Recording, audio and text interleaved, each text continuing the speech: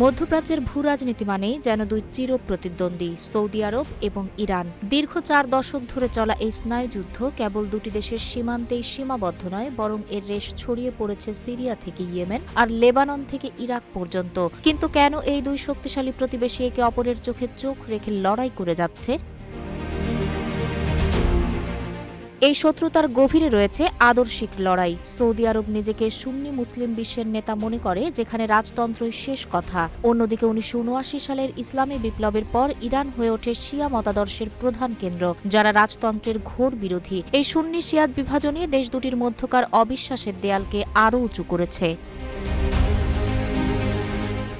1979 সাল ছিল এই সম্পর্কের টার্নিং পয়েন্ট। ইরানের বিপ্লবী সরকার যখন তাদের বিপ্লব রপ্তানি করার ঘোষণা দেয়, তখন সৌদি রাজপরিবার একে নিজেদের অস্তিত্বের হুমকি হিসেবে দেখে। তাদের ভয় ছিল ইরানের এই চেতনা মধ্যপ্রাচ্যের অন্যান্য রাজতান্ত্রিক দেশগুলোতেও ছড়িয়ে পড়বে।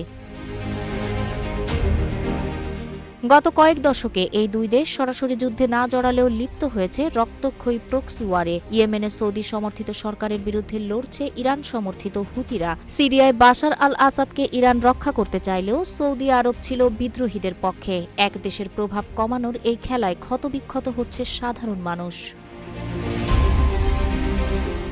এই লড়াইয়ে বড় ভূমিকা রাখছে আন্তর্জাতিক মিত্রতা। সৌদি আরবের পেছনে ঢাল হয়ে দাঁড়িয়েছে মার্কিন যুক্তরাষ্ট্র, আর ইরান দাঁড়িয়েছে পশ্চিমা বিরোধী অবস্থানের সাথে। যুক্ত হয়েছে তেলের বাজারের আধিপত্য। তেলের দাম নির্ধারণ থেকে শুরু করে বিশ্ববাজারে প্রভাব বিস্তার, সবকিছুতেই চলে এক অদৃশ্য প্রতিযোগিতা।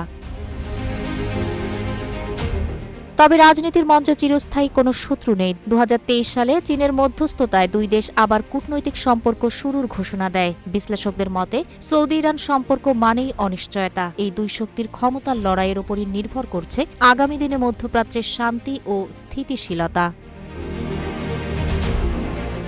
তাহেরা আক্তার, রূপালী বাংলাদেশ।